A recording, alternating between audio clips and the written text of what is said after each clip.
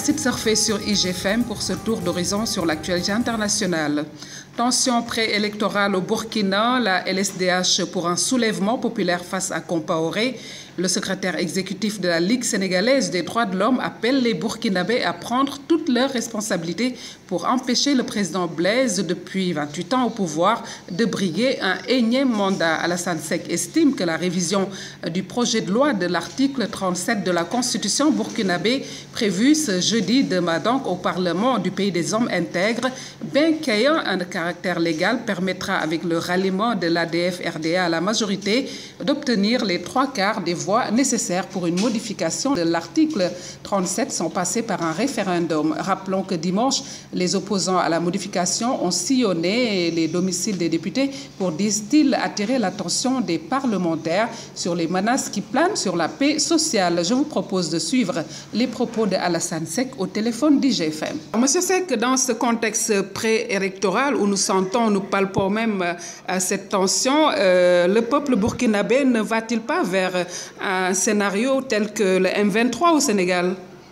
Il faudra le souhaiter, il faudra l'imaginer, il faudra le souhaiter. Je pense que c'est une question de détermination, de mobilisation continue, de rapport de force, avec justement l'implication de l'opinion internationale, des autorités donc, des pays, des Nations Unies, de la CEDEAO et de l'Union africaine, qu'on puisse rappeler au président burkinabé et à son parti pour ne pas continuer à manipuler, à tripatouiller la Constitution. Je pense qu'il y a des limites qu'il ne faut pas franchir et il faudra peut-être éviter d'arriver, quels que soient les enjeux, à ce stade de statu quo, que les constitutions ne soient pas modifiées suivant les humeurs du chef. Alors, une dernière question, Alassane Seck, vous qui êtes secrétaire exécutif de la Ligue sénégalaise des droits de l'homme, qu'est-ce que vous prévoyez face à cette situation? C'est d'abord l'observation, nous allons constater, nous allons observer, nous allons encourager, comme l'a fait récemment Y'en a marre, nous allons encourager donc les populations burkinabées à continuer la mobilisation, nous allons influer, si on peut le dire comme ça, parce que je connais moi personnellement Ablaté Ouedraogo, qui est un peu l'un des meneurs de cette mobilisation-là. Nous allons les encourager à continuer dans cette voie et faire appel éventuellement à l'opinion internationale pour qu'aujourd'hui cette loi scélérate ne soit pas votée. Alassane Seck, IGFM vous remercie et merci de surfer chez nous. C'est moi qui vous remercie.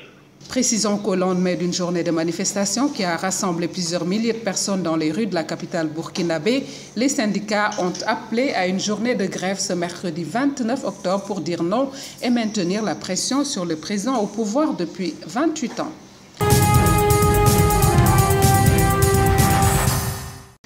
Le secrétaire général de l'ONU, Ban Ki-moon, a rencontré mercredi le président somalien Hassan Sheikh Mohamed à Mogadiscio.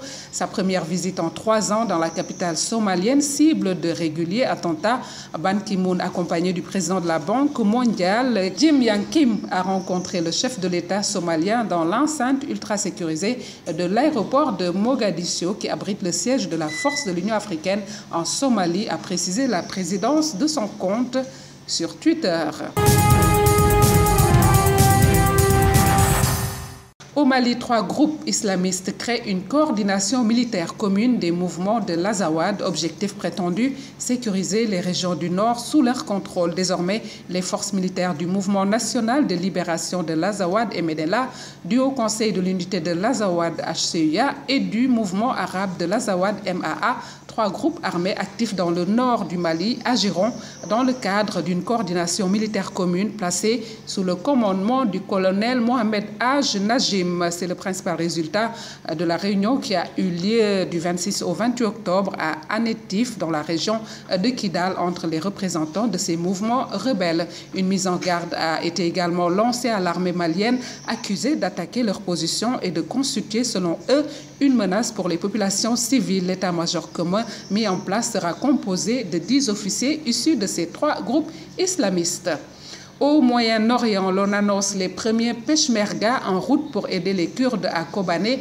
Ces combattants kurdes irakiens sont arrivés en Turquie dans la nuit de mardi à mercredi pour pour rejoindre la ville syrienne de Kobané à venir en aide à leurs frères d'armes qui résistent aux assauts de l'État islamique depuis le 16 septembre dernier, cela une semaine après le feu vert d'Ankara.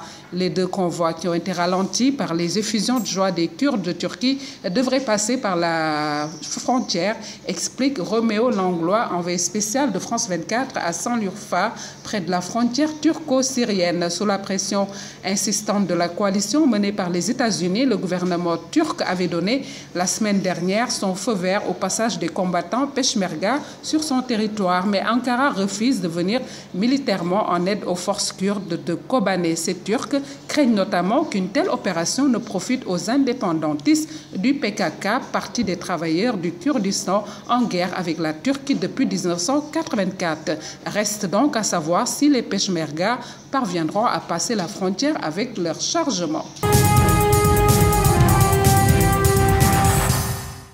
Et puis, nécrologie, le président zambien Michael Sata est décédé ce mercredi. Le secrétaire général du gouvernement l'a annoncé mercredi matin à la radio. C'est avec le cœur lourd que je vous annonce le décès de notre bien-aimé président Michael Sata, a déclaré Roland Siska, le secrétaire général du gouvernement. Le président zambien était gravement malade depuis plusieurs mois. Il s'était rendu il y a une semaine à Londres pour y être soigné. À 77 ans, Sata était au pouvoir en Zambie depuis 2011. Il avait été vu pour la dernière fois en public à New York lors de l'Assemblée générale des Nations unies où il n'avait pas été en mesure de prononcer son discours. Paix à son âme. Merci de surfer sur IGFM. On se retrouve demain pour un autre survol de l'actualité internationale.